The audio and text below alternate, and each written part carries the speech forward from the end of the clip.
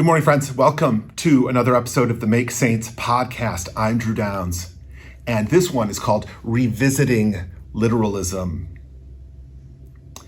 Now, I want to talk about literalism and how we understand it, but and then I also want to talk about why we understand this is about taxonomy and how we define things, but first, I want to name something. I want to give a sort of example to give us some territory to work with before we talk about literalism and taxonomies. So I was born in just outside of the city of Detroit in Michigan. I was in a community called Wyandotte, and it's just right outside of the city limits. And my parents grew up in the city of Detroit. And then when, over time, much of my family remained in the city through the 60s and 70s, and until they were done. But people moved away and a lot of retired to different places, and my parents moved to Alpena. And when they moved to Alpena, we moved when I was 4. Well, actually, not technically 4. I was 3 3/4. And when we moved, and it was like we moved in November, and my birthday's in January. So, it was more than 3 3/4. It was, like 5/6, 3 5/6, if we want to be pedantic, right? So notice what just happened was there's a reality. There's one reality. It was 4 years. Everyone gets 4 years, and then all of a sudden I decided to be pedantic and get and sort of nail it down to a more accurate time. Now anyone who is smart and has taken a math class above like 5th grade understands the idea of rounding up, and that once you get to that point, 3 5/6, you can round that up to 4 to whole numbers, and it's not a problem. In fact, 3 1/2, you can round up to 4 mathematically, and it counts. It is real. So suddenly now you have 2 realities. I just want to point this out: 2 realities in which 4 and 3 5/6 exist as real. Just want to name them. So there's this piece of our story. But when I was a kid, I really wanted to do this stuff. So I was really keen on accuracy, and so I would talk about 3 3/4 to 3 3 5/6, 3 5/6, and my sister and I, we were 3 3/4 years apart in age, which is again kind of interesting that the times are roughly sort of overlapping. So that means my parents moved twice in 7.5 years, right? During that time, but we, and they made fun of me because I always, they were like, it's 4 years, come on. And I was like, no, it's 3 3/4. Like I want, I was born in January and she was born in April. And I mean, you're right, it's not 4 years. Like it's less than 4 years.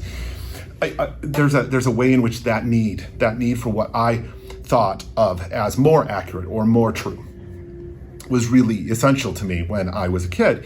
And as I've grown older, I've realized that is actually kind of stupid, right? I mean, it's kind of nonsense. And as I pointed out a minute ago, math gives us this other option, like it's okay. Do this. I had a similar problem with time, and I would say let's say it's 10:16, and somebody would say, what time is it? And I would look at my watch and I would say 10:16. And they would laugh because they're like, just say 10:15. And I would be like, but it's not 10:15, it's 10:16. Like I wanted the real time. I wanted to offer the most accurate time. Now, and you might appreciate that. Like, that might be how you are, or you might laugh because like that's totally like a kid thing to do. But it's also kind of an adult thing to do in different contexts. let's be real about it. But you may also so you might understand this need. You may be like, what's the problem here? Like, that just makes total sense. But you may also understand that this is kind of ridiculous. I now, 30, 40 years later, recognize that I was being ridiculous when I was little. And the reason I was being ridiculous is that there actually is another reality. There's the reality that I'm trying to name, which is a sort of like to the second accuracy, to the day accuracy. And then there's the other reality, which is the accepted rounding up world. Like, people in rounding up, rounding down, like, people know that this is acceptable. And so they don't actually want 1016. They actually want quarter after. Like, that's actually what people are asking for. They aren't asking for the exact, they're asking for about. Because our brains can understand about and rounded numbers better than the accurate numbers. Like, so it's easier for us to get quarter after 10 than it is to get 1016. Like, in reality, like how to quantify that in our brains. Like, quarter after 10 is easier for us to understand. Similarly, 4 years is easier to remember than 3 5/6. Right? Our brain doesn't hold on to fractions and those sorts of bits. It doesn't work. We don't want that. There's a better example of this, though, and it comes from a world of classification that we call taxonomy. And I'm sure you've heard this sort of thing, but here's the best example of the challenges within taxonomy and what taxonomy does to our understanding of truth. Now, you know this one. You understand that because it has seeds, a tomato on the inside, a tomato is a fruit. So by taxonomy standards, by all the rules of what makes a fruit, a tomato is a fruit. Now so you have people, lots of people love to do this online. And so because they know the definition of a fruit, and a tomato fits the definition of fruit, in fact, like half of the vegetables that are hanging out in your salad are actually fruit, cucumbers, for instance. So, these are fruit. And so you go and you need to make sure other people understand that tomatoes are fruit. Stop calling them vegetables. But here's the rub. By the standards of taxonomy and the definition of a vegetable, tomatoes are vegetables. So take a second here to recognize that tomatoes are fruits, fully in the fruit category. Tomatoes also in the vegetable category. So our particularists, when we're being pedantic and being like, no, it's a fruit, right? When this is how we're behaving, it can't handle the truth of our attempts to define our world. Taxonomy, we can't handle this because it actually means when you have something like a tomato, that you have something that is two things at once, that it is a fruit, and it is a vegetable, fully and embracingly both. And that is real. And we struggle with this. We struggle with this because we often, when we're thinking, we think we're being literal. We think we're being accurate. We think we're telling the truth. We think we're trying to get to the root of things. We think we're trying to make things easier for the world. We think all of that, but we're wrong. Because both are true. And trying to make them one more true than the other is a recipe for disaster. Because both are true. There's a,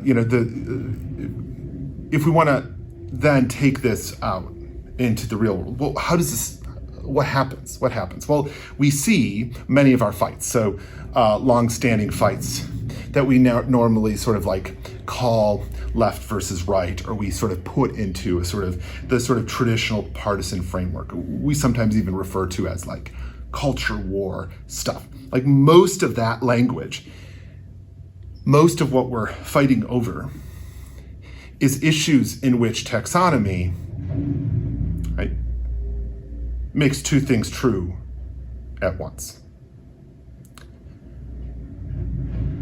And we can't handle it because we want it to be one. Now here's the danger though. Here's the danger is that often we have people arguing for their one side, right? And so unless you have two sides and a recognition that it all sort of like is both is true, tomatoes are fruits and vegetables, that if we don't have that as a sort of equal footing, we can get ourselves in a distorted loop in which taxonomies make all vegetables disappear. And it all becomes fruit. And that's a different kind of worldview, different kind of reference to things. Now, that, for a lot of people, might say, they're just definitions. We're making it up anyway. That I can get. But I do want to name this other problem. It's when the difference isn't just one side of a two-sided paradigm, right? I don't believe in a political binary. I don't think there are only two sides. I think there's more than that. But when we're talking about this, we need to sort of name the challenge that is being offered by a kind of particularism, a kind of pedantic view of the world that claims a literalist approach, and being able to name the challenge of it. Because what this is saying, when people are being literalistic, they're saying 10:16 is real and quarter after 10 isn't. It's not just that it isn't as accurate. It's saying that thing that we all recognize, that quarter after 10 makes more sense as a thing to say. That idea that this is sensible gets erased. And we're suddenly living in 10:16 or nothing. And that doesn't feel right? You can sense it at a gut level that doesn't sit right. And so this is kind of what we're seeing, a similar thing. This is one of the things that's happened in the court system, in the law, as we've gotten a vision in which this sort of we would call it being literal, or we might just say it's being legal. We're taking a legalistic approach. Like, we use that kind of language, but it's pedantic because everybody knows. Like, everybody knows quarter after 10 is accurate. Everybody knows that that's what that means. It's a way of pretending that corporate knowledge is absent from the law and absent from our world. There was one of the most famous court cases in history involved pornography and the First Amendment, and they were trying to figure it out. And they had this sort of like this, they were sort of flummoxed by what they had in front of them, which was a really kind of pedantic view of the First Amendment on one side, which is like, everything's got to be legal or nothing, right? It's all or nothing, right?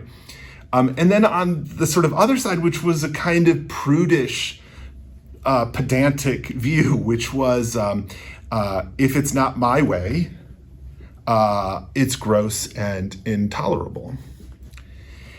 And there was a sort of the wonderfully candid response from a Supreme Court justice was, well, you know, I know it when I see it. Now we look at this and we might find that to be horrifying, which is kind of like, because it doesn't feel like tied to anything. It's like vibes judiciary, but it's actually somewhat also true and real. Like, you know, when you get it, the difference between, you know, the old J.C. Penney's catalog and a Playboy, right? You can tell the difference, but the law struggles to create a taxonomy that makes that work, right? And when we try to create that taxonomy and we call that literal, when we call that even more real, we're endangering the sort of greater, more like wider known sense of reality, that we can know the difference between things. We can know that. We have the reason to judge the difference between these things. So when I'm hanging out with people in central or southeastern Michigan, I know I can talk about different places in the Detroit metro area. And then I can tell other people, yeah, I was born in Detroit.